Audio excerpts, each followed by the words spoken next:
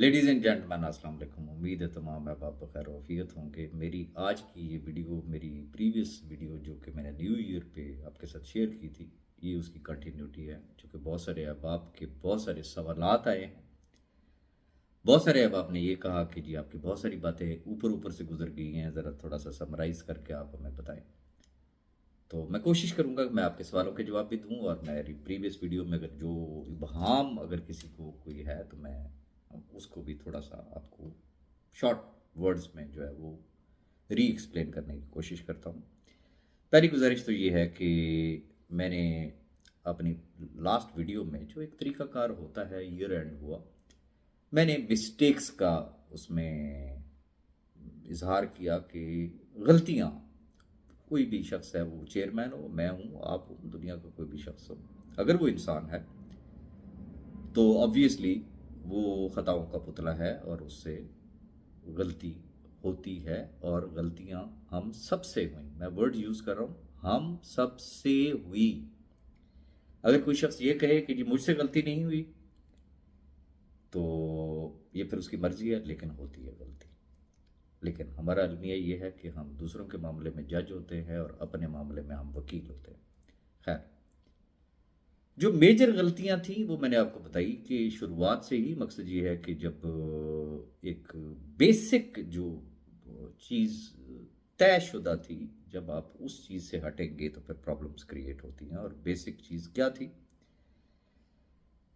कैशवर्थ मेरा आज भी ईमान है, मेरा बिलीव है, मेरा एक चैलेंज है। अल्लाह माफ़ी दे, मैं तकब्बुर वाली बात नहीं करता हूँ कि कैशवर्थ जैसा सिस्टम दुनिया में कोई और कंपनी ला के दिखा दे। बेस्ट बिजनेस प्लान है जिसमें इन्वेस्टर भी अर्न करता है, जिसमें नेटवर्कर भी अर्न करता है, जिसमें कंपनी भी अर्न करती है, और सिस्टम बताता है कि यस मेरी लाइफ है। कैलकुलेट किया जा सकता है, ये कोई पोइट्री तो है नहीं ना, कैलकुलेशन है ना, मैथमेटिक्स है। दो ज़रब दो चार ही आएगा, पौने चार नहीं आएगा, सवा चार नहीं आएगा। खैर, अब चूंकि बुनियाद ये थी कि कंपनी अपने सिस्टम पे काम करेगी और किसी किस्म की कोई, जिस तरीके से कंपनियों में फेवर्स होती हैं वो नहीं मिलेंगी, और एक टाइम ऐसा आएगा कि सब्जेक्ट टू परफॉर्मेंस जो है वो बी फॉर यू के जितने भी अहबाब हैं जो कैशवर्थ का हिस्सा बनेंगे तो उनको फ्री ऑफ कॉस्ट एक फार्मूले के तहत जो है वो अकोमोडेट किया जाएगा। That was the basic theory.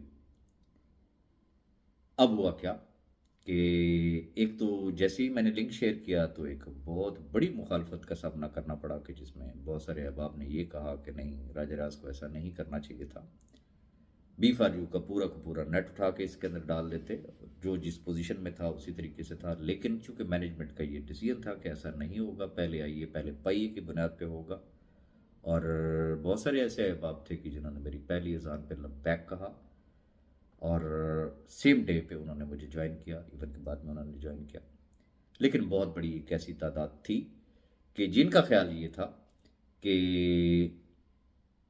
अगर हम नहीं तो फिर कुछ भी नहीं। और उन्होंने कहा कि ये देख ले, ये कंपनी वापस उसी सिस्टम पे आएगी कि वही का वही नेट उनको लगाना पड़ेगा। लेकिन कंपनी इस चीज़ पे कारबंद रही, उन्होंने कहा कि सॉरी ऐसा नहीं होगा। खैर, आगे चलते। जब कंपनी चलना शुरू हो गई तो फिर जिसे कहते हैं जहाँ मोहब्बतें सचियाँ हों तो फिर आहो, फिर बहुत कुछ याद भी आता है। फिर वो टाइम आया, मेरा ख्याल है कि मार्च था, कि जिसमें बहुत सारे अहबाब ने चेयरमैन साहब से रब्ता किया या चेयरमैन साहब ने उनसे रब्ता किया, और फिर वो जो लाजवाल मोहब्बतें थी उन्होंने काम किया। और तय ये हुआ कि चूंकि राजा रियाज बंदा ही ठीक नहीं है, ਉਹਦੇ ਨਾਲ काम नहीं करना, हमें सेपरेट लाइन में डाला जाए। तो बस फिर आहो, किस्सा मुख्तसर ये कि चेयरमैन साहब ने मुझे कहा कि भाई ये सूरत हाल है। मैंने कहा जी मुझे खुशी होगी, एटलीस्ट कैशवर्थ का हिस्सा तो बनता है ना, do it any how. Joining होगी, थोड़े अरसे के बाद ही रफड़ा पड़ गया कि जो एग्जिस्टिंग नेटवर्क था वो अहबाब के जिन्होंने मेरी पहली अजान पे लब्बैक कहा, जिन्होंने फ्री वाले डॉलर्स थोड़े थोड़े इकट्ठे करके अपनी पोजीशंस लगाई, या जिन्होंने अपने पल्ले से इन्वेस्टमेंट की, उनको अप्रोच किया गया और एक कंपेन चलाएगी तो अनोखी लब्बा है। हम तो चेयरमैन साहब के पास गए, हमें तो 5,000 वाला ROI का अकाउंट मिल गया, किसी ने कहा 10,000 का ROI का अकाउंट मिल गया, किसी ने कहा जी 50,000 का फ्री का हमें ROI का अकाउंट दिया गया है, आए हमारी टीमों में शामिल हो, हम आपको अकाउंट्स लेके देते हैं। That was the surprise for me. I was really shocked. मैंने चेयरमैन साहब से जब बात की तो उन्होंने इस चीज़ को कैटेगोरिकली रिजेक्ट किया। उन्होंने कहा भाई ऐसा कुछ भी नहीं है, लेकिन उस वक्त ये इंकशाफ ज़रूर हुआ कि यस, लीडर थे, पुराना ताल्लुक है। उन्होंने कहा कि जी लुटे पुटे लोग हैं, फ्री के अकाउंट्स दें, तो उनको फ्री के अकाउंट्स ज़रूर दिए गए। दैट वाज फर्स्ट मिस्टेक, जो फ्री के अकाउंट्स दिए गए। Any how, obviously chairman is authority, he can do anything. फिर जब ये चीज़ सामने आई कि जी वो एक्सपेक्ट ये कर रहे थे कि शायद भाई इसके अंदर कोई ROI है, जब मेरी वीडियो ऑन एयर हुई और उसमें मैंने कैटेगोरिकली रिजेक्ट किया ऑन बिहाफ ऑफ चेयरमैन कि there is nothing like ROI, बहुत सारे अहबाब ने बैकआउट भी किया। फिर जब कंपनी चलना शुरू हो गई तो फिर वो मोहब्बतें दोबारा से जागी, फिर वही मेल मुलाकातों का सिलसिला दोबारा से शुरू हुआ। फिर बहुत सारे अहबाब ने काम करना शुरू कर दिया। मीनवाइल जिसे कहते हैं कि, और मैं मज़े की बात आपको ये बताऊं कि ये मेजॉरिटी वो अहबाब हैं कि जिनका 005 से दूर दूर से भी कोई ताल्लुक नहीं है। लेकिन आज ग्रुपों में अगर आप उठा के देख लें, उनका शजर नसब उठा के देख लें, तो मेजॉरिटी वो खुद नहीं होंगे, लेकिन उन्हीं की टीमें हैं जो इवन के उनका नाम तक लेना पसंद नहीं करेंगी। टारगेट अगर होगा तो वो राजा रियाज होगा। ये चीज़ फिर अगला जो हमसे ब्लंडर हुआ, बारहा मैं उस पर माजरत भी कर चुका हूँ, वो 25% वाला था अकोमोडेशन वाला। काश के वो ना होता और कंपनी अपने ओरिजिनल सिस्टम पे चलती, बगैर किसी को कोई फेवर, किसी को फ्री अकाउंट दिए हुए चलती। मैं कहता हूँ 8 महीने लग जाते, 10 महीने लग जाते, साल लग जाता। लास्ट ईयर यही 2 जनवरी की डेट थी जब हमने बिस्मिल्लाह की थी। हो सकता है कि अगर हम अपनी उस बुनियाद पे कायम रहते तो आज शायद मैं आपके साथ ये शेयर करता कि we are going to start free accommodation, but वो गलती हुई। बहरहाल उसको इज्तिमाई गलती कह लें, इंडिविजुअल गलती कह लें, गलत डिसीजन कह लें, वॉट एवर इज।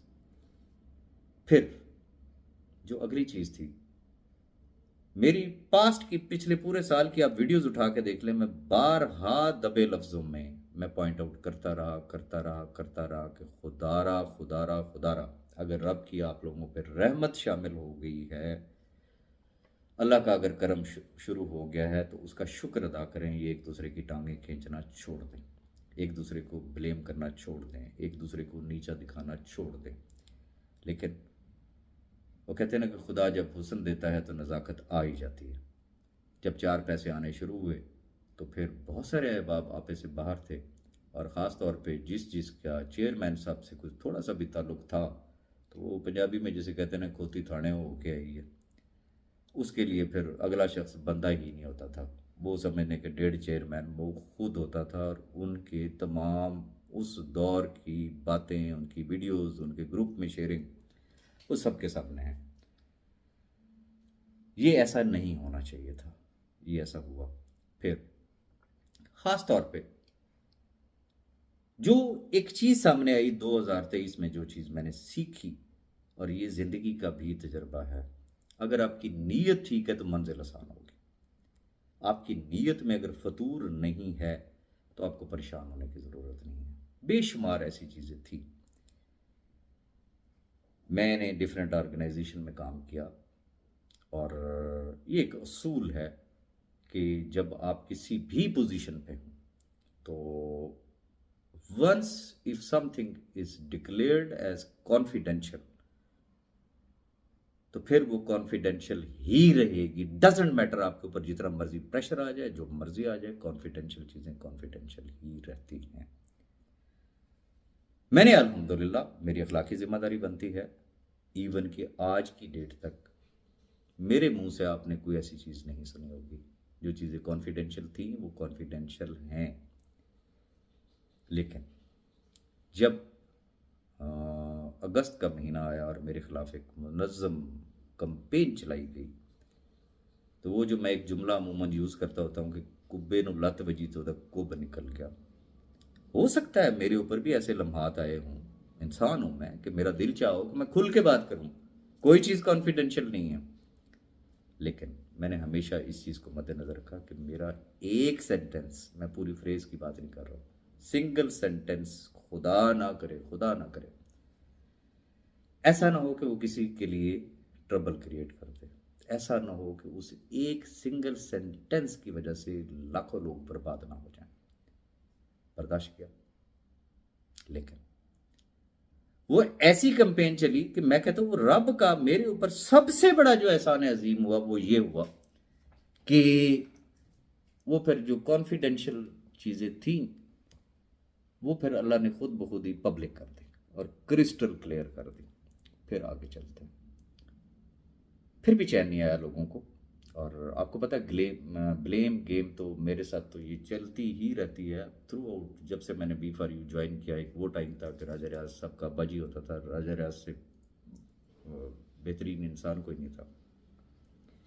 फिर राजा रियाज के हिस्से में गालियाँ आई, फिर दोबारा से राजा रियाज बहुत अच्छा बन गया, फिर उसके हिस्से में गालियाँ आई, फिर राजा रियाज दोबारा से बहुत अच्छा इंसान बन गया, फिर उसके हिस्से में गालियाँ शुरू हुई। That is not new reason. आप किसी के लिए कुछ कर रहे हैं तो आप बहुत अच्छे हैं, और ज़रा सा इंसान है, गलती हो सकती है ना किसी से, तो फिर वो काबिल माफ़ी जुर्म है, फिर आपको नहीं बख्शा जाएगा। एनीहो, मेरे खिलाफ जितने इल्ज़ाम बहतान लगते थे तो मैं उसका जवाब दिया करता था। और मेरी सोच ये होती थी कि मेरे जैसे लोग हैं, इनको शायद कोई गलत फहमी हुई है तो मुझे एक्सप्लेन करना चाहिए, भाई ऐसे नहीं तो ऐसे है, ऐसे नहीं तो ऐसे हुआ। लेकिन खुदा का करना ये हुआ, वक्त के साथ साथ बहुत सारी चीज़ें रब ताला ने एक्सपोज करना शुरू कर दी। और जब मेरे सामने ये चीज़ें आई कि भाई ये मासूम लोग नहीं हैं, इनको कोई मिसअंडरस्टैंडिंग नहीं है, कोई चंद टकों पे गिरा हुआ है, किसी का कोई ज़ाती मेरे साथ कोई पंगा है, किसी का क्या बैकग्राउंड है, कौन सा दोस्ती यारी में चल रहा है, तो ये तो एक मुनज़्ज़म कंपेन है भाई। इंस्ट्रक्शंस आती हैं, फिर वो आगे इंस्ट्रक्शंस डिवाइड होती हैं, फिर उसके ऊपर इम्प्लीमेंट किया जाता है, और इनमें कोई ज़मीर नाम की तो कोई चीज़ है ही नहीं। इनको किसी की इज्जत की कोई परवाह नहीं है, और ये कुछ भी किसी शख्स के ऊपर चंद टकों की खातिर जो है ये इल्ज़ाम बहतान धर सकते हैं। वो एक ऐसी स्टेज थी सॉरी, कि जिसने मुझे चेंज किया। और फिर मैंने पहले भी कई दफ़ा इस चीज़ का जिक्र किया कि अल्हम्दुलिल्लाह मैं कोई लावारिस नहीं हूँ, मेरे वारिस, मेरे रूहानी वारिस मौजूद है। फिर कुछ अहबाब ने इंटरप्ट किया और उन्होंने एक ही बात की कि राय साहब, अगर आपके दिल में चोर नहीं है, आप सच्चे हैं, आप क्लियर हैं, तो आपको परेशान होने की ज़रूरत ही नहीं। जब आप कहते हैं कि यार मैंने मामला रब पे छोड़ दिया, तो फिर खुद क्यों बोलते हैं? रास्ते दो हैं, या फिर खुद कर लें या फिर रब ताला पे छोड़ दें। जब आपने खुद कर लिया तो फिर अल्लाह को करने की क्या ज़रूरत है? अल्लाह पे छोड़ दें, फिर अल्लाह के काम देखें कि अल्लाह क्या करता है। मैंने उनकी बात मानी, मैंने नवाफिल तौबा भी पढ़े, मैंने नवाफिल हाजात भी पढ़े, और मैंने सारे मामला रब ताला पे छोड़ दिए। और फिर अल्लाह माफ़ी दे, अल्लाह माफ़ी दे, तौबा करनी चाहिए, तौबा करनी चाहिए। वो लोग जो मेरे ऊपर इल्ज़ाम लगाते थे, जो भी उनका आपस में हुआ, फटा हुआ, फिर उन्होंने जो एक दूसरे को नंगा किया वीडियोस की सूरत में, फ़ोटो शूट्स की सूरत में, न्यूड फ़ोटो शूट्स, आज वो गिन नहीं सकते हैं कि कितने लोगों के मोबाइल्स में उनके वो फ़ोटो शूट्स और उनकी वीडियोस मौजूद है। तो बताने का मकसद सिर्फ ये था कि अल्लाह की लाठी बड़ी बेआवाज़ है। अगर आप सब्र करते हैं तो रब ताला आपको ज़रूर सुरखरू करता है। जो राजा रियाज के लिए बातें करते थे, अल्हम्दुलिल्लाह मैं समझता हूँ ये उस बारी ताला का करम, पता नहीं किसकी दुआएं हैं। मैं बड़ा गुनहगार शख्स हूँ, लेकिन उसने लोगों के असली रूप जो है वो दुनिया को दिखा दिए। और एक तो ये चीज़ थी। फिर कैटेगोरिकली एक बात की जाती है कि जी आप बताएं where you are you standing with Saif Rahman या इन लोगों के साथ है। तो मैंने बारहा इस चीज़ की पहले भी वजाहत की है there is no doubt we are brothers, but what is the foundation of this commitment, कि हम भाई हैं। ये लाखों लोग, उस शख्स का वादा है कि मैं हर शख्स का आना आना टका टका मेरे पास अमानत है, मैं दूंगा। आप बता दें, अगर वो शख्स अपना वादा वफा नहीं करता वसाइल होने के बावजूद, तो क्या मुझे वाकई मेरे अंदर अगर कोई ज़मीर नाम की अगर कोई चीज़ हुई तो मैं उसको भाई कहना पसंद भी करूँगा। One thing. नंबर टू, वो खुदा ना करे वसाइल होने के बावजूद अगर वो लोगों को नहीं देता है, तो क्या राजा रियाज को उस शख्स के साथ खड़ा होना चाहिए? क्या राजा रियाज को अपनी कब्र अजीज नहीं है?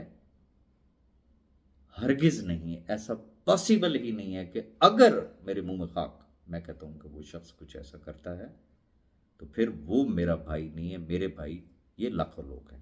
एक तो इस चीज़ के बारे में आप क्रिस्टल क्लियर रहें। फिर बात हुई थी कि चूंकि दो किस्म की थॉट्स जो है वो पाई जाती हैं। एक वो है जो कदीमी पैदाइशी या जिनको बचपन से शौक होता है केस केस खेलना, पर्चे पर्चे एंज कर देंगे ऊंज कर देंगे। मैंने उनको ऑफ़र की कि यस, अगर आप समझते हैं कि आपके केसेस की वजह से, आपके पर्चों की वजह से इन लाखों लोगों की रिकवरी हो सकती, आप जिम्मेदारी ले लें, आप पर्चे करवाएं, आप केसेस करवाएं, I am ready to surrender.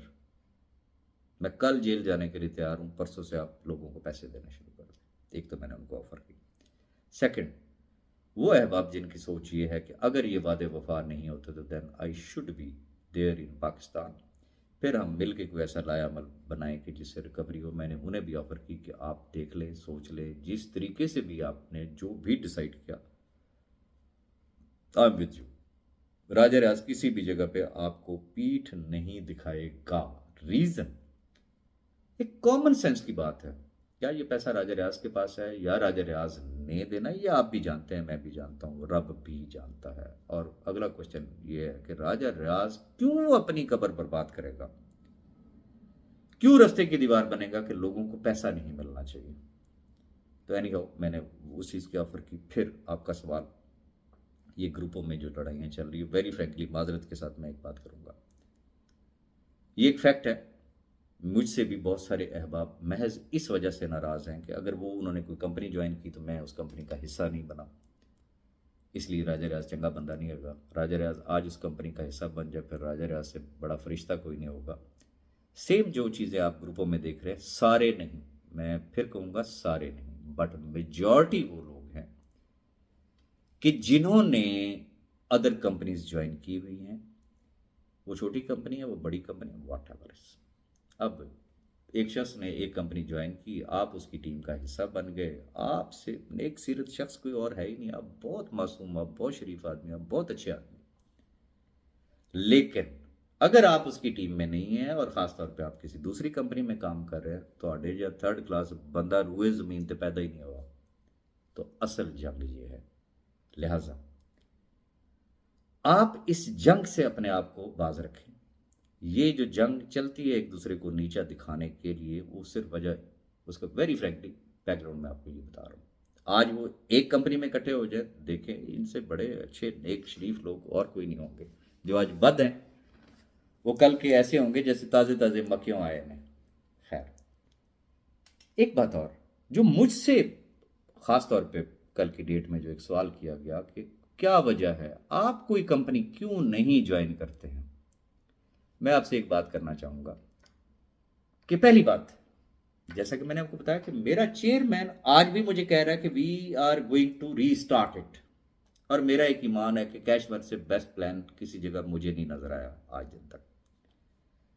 मेरा दिमाग खराब है कि मैं किसी कंपनी को ज्वाइन करूं, वन थिंग। नंबर टू, तजर्बा क्या कहता है? तजर्बा ये कहता है कि ये जितनी MLM कंपनीज होती हैं, इसमें मेजॉरिटी की मैं बात कर रहा हूँ, मेजॉरिटी वो लोग होते हैं जो इन्वेस्टर होता है, जिनकी असल में कंपनी होती है, वो एक हो या दो चार लोग मिलकर कर रहे हों, उनकी एक्सपर्टी किसी एक फील्ड में होती है।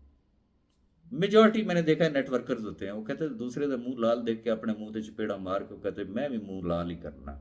बहुत सारे लोगों को मेरे फेस की लाली भी पसंद नहीं है, मैं सुनता रहता हूँ उनके तबसरे भी, राज साहब बड़े चिट्टे हो गए ना, राज साहब बड़े लाल हो गए ना, हो सकता है वो भी चपेड़े मारते हूँ माजरत के साथ। तो बात यह है कि that is a team work, जिसमें सबसे इम्पॉर्टेंट जो चीज़ होती है वो आपकी ट्रेडिंग है, आपकी इन्वेस्टमेंट्स हैं, और आपकी टेक्नोलॉजी है।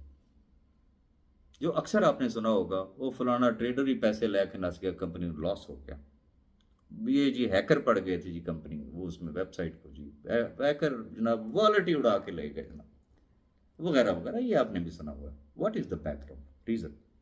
ये सच है या झूठ है? रीजन एक है कि चूंकि उनकी इस फील्ड में एक्सपर्ट ही नहीं होती। मैं कहता हूँ जी, आज कोई ऐसी कंपनी आ जाती है कि जिसके पास टेक्नोलॉजी का ज़ाती एक्सपीरियंस है, मालकान में से जिनके पास नेटवर्किंग का ज़ाती एक्सपीरियंस है, जिनके पास वाकई एक टीम है, सेठ ऑर्गेनाइजेशन नहीं है जहां सिस्टम है और सिर्फ सिस्टम चलता है, वहां पे किसी सीईओ, किसी चेयरमैन, किसी एमडी, किसी मास्टर डिस्ट्रीब्यूटर की नहीं चलती, सिर्फ सिस्टम की चलती। जहां पे किसी किस्म की शक्लें देख के फेवर नहीं दी जाती है, सिस्टम फॉर ऑल। और अगर उस सिस्टम की कोई लाइफ होगी तो मुझे ये बता दें, क्या मुझे पैसे अच्छे नहीं लगते? मैं देर लगाऊंगा, लेकिन बदकिस्मती ये है कि ऐसी कोई चीज़ सरे दस्त मुझे नज़र नहीं आई है। और जो मेरे लिए रूमर्स फैलाई जाती हैं, फलां कंपनी जी as a vice chairman group of companies join कर लिए, फलाने का चीफ कंसल्टेंट वो अपॉइंट हो गया, फलानी कंपनी का ये चीज़ उसकी अपॉइंटमेंट हो गई, राज साहब ने ये कंपनी ज्वाइन कर ली, तो हमें पता ही नहीं होगा उन्होंने की हुई, तुसी भी कर लो, वगैरह वगैरह। तो खुदारा इन चीज़ों से बचें। अल्लाह ने मुझे इतनी अखलाकी ज़रूरत दी हुई है कि मैं अगर कोई कंपनी ज्वाइन करता हूँ जहाँ बाकी हर एक को हक हासिल है, क्या राजा राज को नहीं है, लेकिन राजा राज को कोई प्लेटफॉर्म तो नज़र आना चाहिए ना। मुझे खुदा की कसम खा के कह रहा हूँ, पैसा बुरा नहीं लगता, लेकिन पैसे से ज़्यादा मुझे अपनी इज्जत अजीज़ है। और मुझे वो लोग अजीज़ होंगे, वो लोग हमेशा अजीज़ होते हैं। आज भी अगर मैं बार बार कहता हूँ कि जिन्होंने मेरी पहली अजान पे लब्बैक कहा, खुदा ना करे कल कलां को कुछ होता है, वेयर आई विल स्टैंड, क्या मैं किसी को शक्ल दिखाने के काबिल हूँ? ये होती है सबसे इंपॉर्टेंट चीज़। लिहाजा कोई भी सिस्टम ज्वाइन करना चाहते हैं, पहले उसकी कच नाप तसल्ली के साथ कर लें, किसी रूमर पे ना रहें। आखिर में मैं सिर्फ इतनी गुजारिश करना चाहूँगा, ये हाथ जोड़ कर रिक्वेस्ट करना चाहूँगा कि ये जो ग्रुपों में खींचातानी है, इससे बाज आ जाए। खुदारा ये चीज़ें छोड़ दें, ये चीज़ें इस इंडस्ट्री के लिए ठीक नहीं है। जो बीच में न्यूट्रल लोग भी बैठे होते हैं, वो कहते हैं यार ये नेटवर्कर होती कोई थर्ड क्लास कौम है, इनमें कोई तमीज़ नाम की कोई चीज़ है, गाली गलोच तक ये लोग चाहते हैं, इल्ज़ाम बहतान, सुबह से लेकर रात तक सिर्फ गुनाह कमाते हैं। तो हम क्या इंप्रेशन छोड़ रहे हैं पब्लिकली? तो इन बातों पर ज़रा गौर करें। और आखिरी रिक्वेस्ट इतनी कि मैं बारहा एक बात कहता हूँ कि मैं दुआओं का बिलीवर हूँ। मेरी कल भी बात हुई, आज भी बात हुई चेयरमैन साहब से, उन्होंने मुझे यकीन दिलाया इंशाल्लाह बहुत जल्द रब ताला हमें कोई अच्छी खुशखबरी सुनाएगा। दुआ करें, बजाय इसके कि उल्टे लफ्ज़ों में और फिर मायूसी फैलाना। आमीन कहते हो आपका कोई बिल नहीं आ जाना, कोई पता नहीं रब आपकी आमीन पे इन लाखों लोगों का भला कर दे। तो खुदारा मिल के एक दूसरे के लिए दुआ किया करें, एक दूसरे को अच्छे लफ्ज़ों से याद करें, आप एक दूसरे को अच्छे लफ्ज़ों से मुखातिब करें। आपस की लड़ाई, वो कहते हैं एक घर की अगर लड़ाई हो ना तो उस घर के कुएं भी खुश्क हो जाया करते हैं, घड़े भी खुश्क हो जाया करते हैं। ये मैं नहीं कर रहा, ये बुजुर्गों का कॉल है। बाकी इट्स अप टू यू। दुआओं में याद रखिए, एक बात जहन में रखिएगा, मेरी कामयाबी आपकी कामयाबी है। आप मेरी कामयाबी के लिए दुआ करें, मैं आपकी कामयाबी के लिए दुआ करूंगा। और मेरा कामिल ईमान है, ये ग्रुपों में या लोगों के साथ रोने के साथ आपके मसले कभी भी हल नहीं हो सकते। रोना है, चीखना है, धाड़ना है, बारी ताला के सामने झुके, सजदे में रोएं, अपने मामलात एक दफा उसके सुपुर्द तो करके देखें, फिर देखें वो क्या करता है।